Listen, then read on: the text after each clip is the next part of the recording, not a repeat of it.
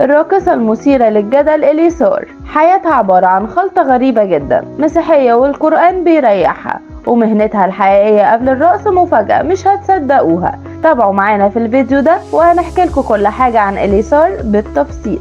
اسمها الحقيقي ماري أبو مراد، اتولدت سنة 1981، يعني عندها دلوقتي حوالي 42 سنة. وفي بداية حياتها اتخرجت من مدرسة تمريض، وده قبل ما تحترف الرقص. إليسار رغم انها مسيحية الا انها مؤمنة بالقرآن الكريم وبتعمل بيه وحافظة منه آيات كتير، وكمان بتقولها في اوقات كتير لانها بتخاف من الحسد جدا.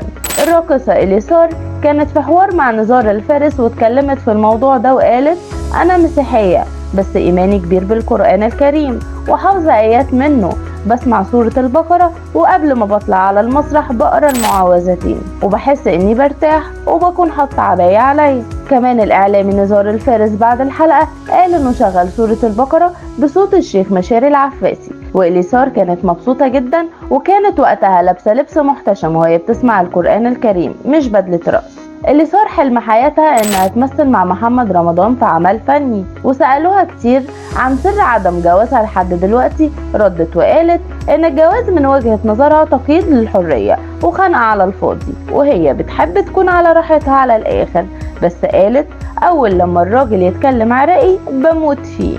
وكشفت إليسار مفاجأة غريبة جدا عن سر رفضها للجواز في الوقت الحالي، وقالت انها مستحيل تتجوز طول ما هي لسه بترقص. وقالت كمان: وانا اتجوز ليه؟ علشان يقولوا عن ولادي يا ولاد الرقاصة. إليسار حكت قصتها مع المرض اللي فضلت تعبانة منه واللي خلاها تعمل عملية جراحية بسبب وجود تلف في الرحم، وكان حجم التلف كبير جدا لازم تعمل عملية، لكن من سوء حظها عملت العملية غلط وبسببها فضلت قاعدة في السرير 9 شهور. بعدها اضطرت تعمل عملية تانية علشان تخفي كل آثار العمليات من جسمها، وقالت ان الرأس معتمد على الجسم فلازم تحافظ عليه وما يكونش فيه خربوش. رغم ان إليسار دايما تظهر بانها فرفوشة وبتحب الضحك والهزار، الا انها مرت بحالة صعبة جدا من 15 سنة خلتها تقرر انها تنهي حياتها، وفعلا خدت حبوب وكانت هتروح فيها، الا ان اختها ساعدتها وودتها المستشفى وانقذت حياتها، وقضت اصعب 3 ايام في حياتها في المستشفى. وبالنسبة لفتى أحلام إليسار قالت إنها بتحب الراجل الحمش المسيطر اللي كلمته واحدة وشخصيته تخوفها وتخليها تسمع كلامه من أول كلمة.